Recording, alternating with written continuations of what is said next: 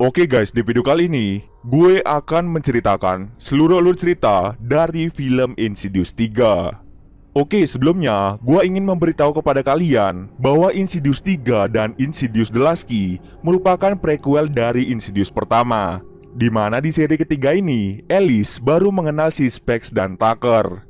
Jadi, film ini mengambil latar waktu beberapa tahun sebelum tragedi buruk yang terjadi pada keluarga Lambert yang telah gue ceritakan di Insidious pertama dan juga Insidious kedua. Urutan menonton seri Insidious adalah Insidious ketiga, Insidious The Last Key, Insidious pertama, dan Insidious kedua.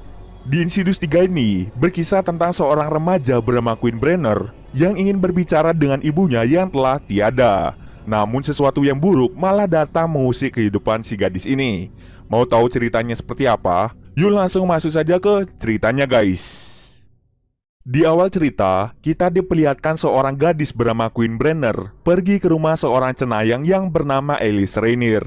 Quinn pergi ke rumah Alice untuk meminta bantuannya berkomunikasi dengan ibunya yang sudah meninggal sejak setahun yang lalu.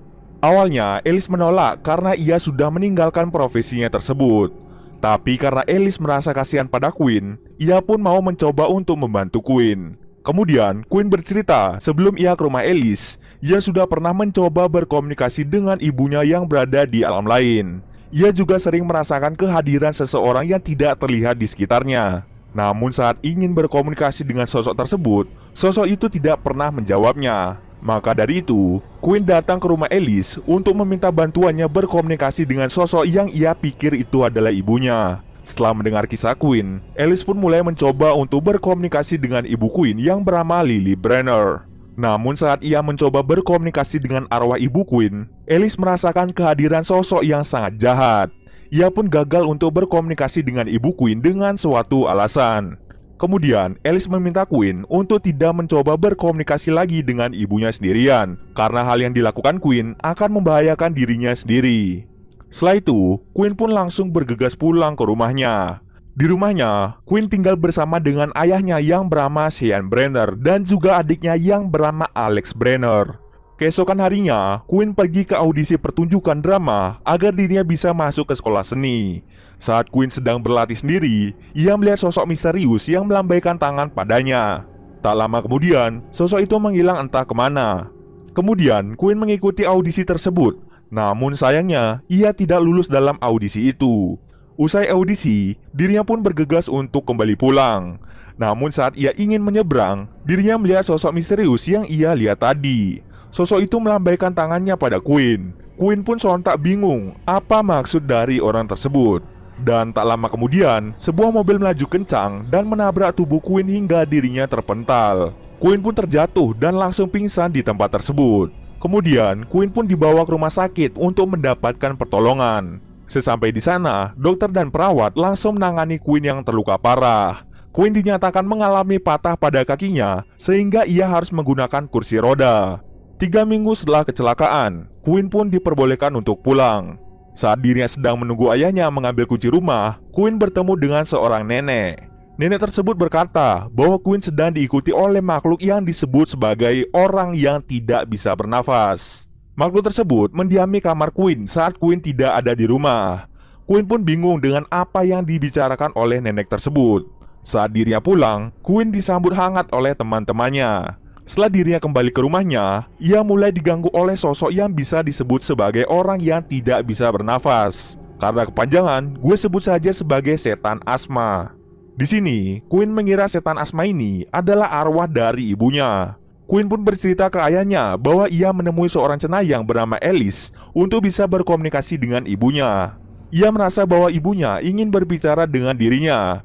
Namun yang kita tahu bahwa yang sering mencoba berkomunikasi dengan Quinn adalah setan asma ini. Ayahnya pun tidak percaya dan menganggap itu semua hanya omong kosong.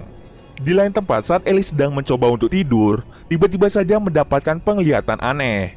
Ia merasa akan ada kejadian buruk yang menimpa si Quinn. Alice yang sebenarnya sudah pensiun memutuskan untuk membantu Quinn. Alice kemudian mencoba berkomunikasi dengan ibu Quinn. Namun yang datang bukanlah ibu Quinn, melainkan si setan asma. Alice pun mulai bertanya apa yang diinginkan oleh setan itu. Namun setan itu malah balik menyerang Alice. Alice pun mulai ketakutan dan merasa bahwa ia tidak sanggup lagi untuk membantu Queen.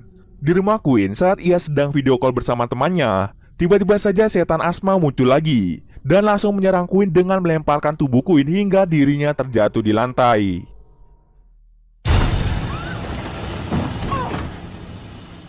Karena terlempar, mengakibatkan Queen mengalami luka pada lehernya. Ia pun segera mendapatkan pertolongan karena hal itu. Setelah kejadian tersebut, Queen pun menyadari bahwa yang selama ini ingin berkomunikasi dengan Queen bukanlah ibunya, melainkan setan asma yang sangat jahat itu. Ia pun bercerita pada ayahnya tentang hal tersebut. Malam hari saat Queen hendak beristirahat, dirinya kembali diganggu oleh si setan asma. Tubuh Queen sengaja dibawa oleh setan itu ke lantai 5 apartemennya. Dan setan asma itu tiba-tiba saja berada di belakangnya untuk mendorong kursi rodanya menuju ke kamar nomor 514. Queen pun sangat ketakutan dan terus berteriak minta tolong pada ayahnya. Di saat itu juga, Queen bertemu dengan sosok wanita yang tidak memiliki pergelangan tangan, tidak memiliki pergelangan kaki. Bahkan, sosok ini tidak memiliki wajah alias wajahnya datar. Kalau gue lihat sosok ini, mirip sekali dengan si Queen. Hanya saja, dia tidak memiliki pergelangan tangan dan pergelangan kaki. Sosok itu terus merangkak mendekati si Queen. Queen pun berteriak dengan sangat kencang. Untung saja, ayah Queen langsung dengan sigap datang ke kamar nomor 514 untuk menolong Queen. Queen pun mulai berkata bahwa setan asma itu muncul dan langsung menyerangnya. Di sana juga terdapat jejak kaki dari setan asma itu. Kemudian, ayah Queen mengikuti jejak kakinya menuju keluar jendela. Dirinya melihat bahwa setan itu melompat dari ketinggian. Queen pun mencoba melihat melalui jendela dengan mata kepalanya sendiri. Saat ia menengok keluar jendela, tiba-tiba saja setan itu muncul dan menarik tangan si Queen. Ayah Queen dengan sigap langsung menolong Queen agar dirinya tidak terjatuh.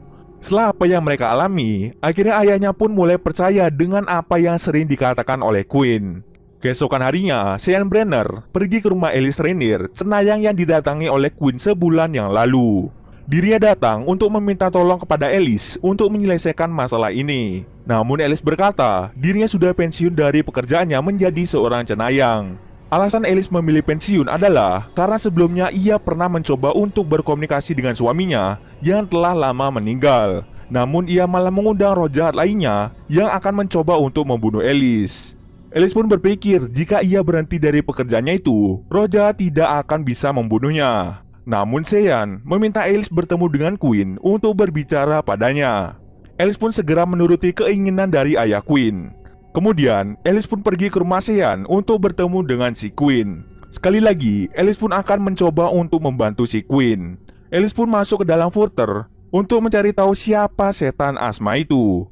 Namun tak disangka-sangka, Alice bertemu dengan wanita berpakaian pengantin hitam. Makhluk itu langsung mencekik Alice, dan ternyata roh itulah yang ingin membunuh si Alice. Nah, jika kalian menonton Insidious pertama, pasti tidak asing dengan adegan wanita dengan pakaian pengantin hitam ini yang mencekik leher Alice. Dan ternyata Alice sudah melihat bagaimana dirinya akan mati di masa mendatang. Adegan itu sama persis dengan kematian yang dialami Alice di Insidious pertama. Kembali lagi ke Alice. Setelah mengalami hal buruk itu, Alice pun tidak ingin membantu Queen karena dirinya takut dibunuh oleh wanita tua itu. Setelah kejadian itu, Alice pun menemui teman lamanya yang bernama Carl. Dia bercerita padanya bahwa setan berpakaian pengantin hitam yang dulu pernah ia hadapi berusaha untuk membunuhnya. Maka dari itu, ia pensiun dari profesinya sebagai seorang cenayang. Namun setelah pensiun, ia merasa kehilangan jati dirinya. Ia merasa bakatnya akan terbuang sia-sia. Tetapi jika ia terus menjadi seorang cenayang, roh jahat yang sedang memburunya pasti akan membunuh dirinya. Setelah mendengar cerita Alice, Carl pun meyakinkan Alice bahwa orang hidup lebih kuat dari orang yang telah mati. Ia meyakinkan Alice untuk kembali menjadi seorang cenayang untuk membantu banyak orang yang memiliki masalah dengan kejadian paranormal. Setelah mendengar kata-kata Carl, membuat Alice menjadi bangkit untuk mencari jati dirinya. Akhirnya, ia pun memutuskan untuk membantu Queen dan dirinya akan selalu siap menghadapi apapun konsekuensinya. Karena setiap orang pasti akan mati pada waktu yang tepat. Jadi selama masih hidup, ia akan terus membantu orang-orang dengan bakatnya itu. Sementara itu, setelah tadi Alice menolak untuk menolong Queen, Sean dan Alex mulai mencari orang lain yang bisa membantu mereka. mereka akhirnya menemukan Specs dan Tucker yang berprofesi sebagai pemburu hantu. Mereka berdua pun segera datang ke rumah Quinn untuk segera bertemu dengannya. Dengan menggunakan alat-alat yang canggih, Specs dan Tucker pun memulai pekerjaan mereka dengan memasang kamera kecil di dahi Quinn serta alat perekam suara untuk melihat aktivitas makhluk halus yang sedang mengincar Quinn. Saat Quinn tidur di kamar, mereka bersiaga untuk melihat apa reaksi yang terjadi pada Quinn. Dan tiba-tiba saja, dari alat pengawas, mereka melihat Quinn berdiri dan mulai berjalan keluar kamar. Padahal yang kita tahu, Quinn mengalami patah kaki yang sangat parah, sehingga ia harus menggunakan kursi roda. Mereka pun segera mengecek Quinn di kamarnya. Saat mereka masuk ke kamar Quinn, Quinn sudah menghilang dan tidak ada di kasurnya. Dari alat pengawas, Quinn berada di dalam lemari bajunya. Sontak, Sean langsung mengecek lemari bajunya. Dan ternyata yang ada di sana hanya kameranya saja. Mereka lalu segera menyadari bahwa Quinn berada di belakang si Tucker untuk segera menyerangnya. Tidak hanya si Tucker saja yang diserang, melainkan ayahnya dan Specs juga diserang oleh si Quinn. Quinn yang sudah dirasuki mencoba untuk bunuh diri di tempat. Beruntung, Sean, Specs, Tucker, dan Alex langsung menghentikannya. Quinn bisa melakukan semua itu karena dirinya sedang dirasuki oleh setan asma. Setelah kejadian itu, Specs dan Tucker menolak untuk membantu Quinn karena kasus Quinn sudah di luar keahlian mereka. Sean pun marah dan menganggap mereka hanya seorang penipu. Kemudian Sean langsung mengusir Specs dan Tucker dari rumahnya. Namun, Alice tiba-tiba datang dan meminta Specs dan Tucker membantunya menolong Quinn. Alice pun menjelaskan bahwa setan asma yang menempel pada Quinn adalah roh jahat yang sangat berbahaya. Setan asma ini telah mengambil separuh jiwa Quinn saat Quinn mengalami kecelakaan. Dan sekarang, ia akan mengambil separuh jiwa milik Quinn yang masih tersisa di dalam tubuh Quinn. Alice harus mengetahui di mana setan ini tinggal agar ia dapat mengalahkan setan asma ini. Setelah itu, Alice pun pergi ke dalam Further untuk mencari rumah dari setan asma. Ternyata, sosok itu tinggal di gedung yang sama dengan Quinn, tepatnya di kamar nomor 514. Alice pun mulai masuk ke kamar itu dan secara tiba-tiba dirinya kembali diserang oleh wanita berpakaian pengantin hitam. Tetapi Alice berhasil mengalahkannya.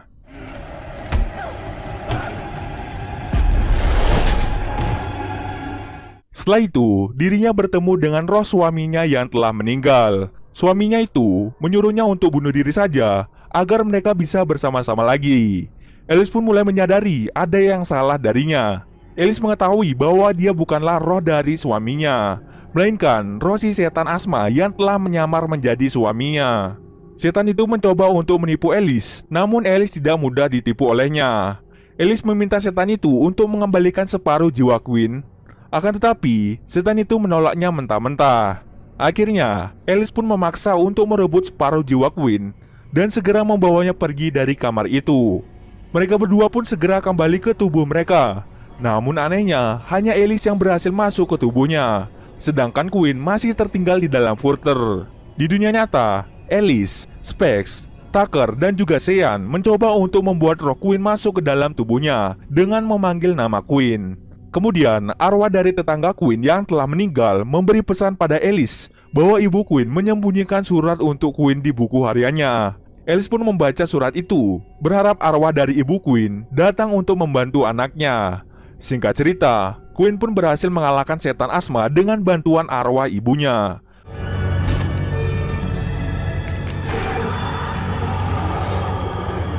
Quinn pun langsung bergegas kembali ke tubuhnya. Setelah itu, Alice menyampaikan kata-kata perpisahan dari ibu Quinn untuk Sean dan juga anak tercintanya yaitu si Quinn. Akhirnya, Quinn pun senang karena dia bisa berkomunikasi dengan ibunya untuk terakhir kalinya. Setelah kasus Quinn terselesaikan, akhirnya Alice, Specs, dan Tucker sepakat menjadi rekan satu tim untuk membantu banyak orang yang memiliki masalah paranormal. Dan di scene akhir film ini mungkin agak jump scare sedikit. Kita akan melihat sekilas hantu dengan wajah merah di belakang Alice. Mungkin dari sini sudah ada pertanda bahwa sebentar lagi ada bahaya yang akan terjadi.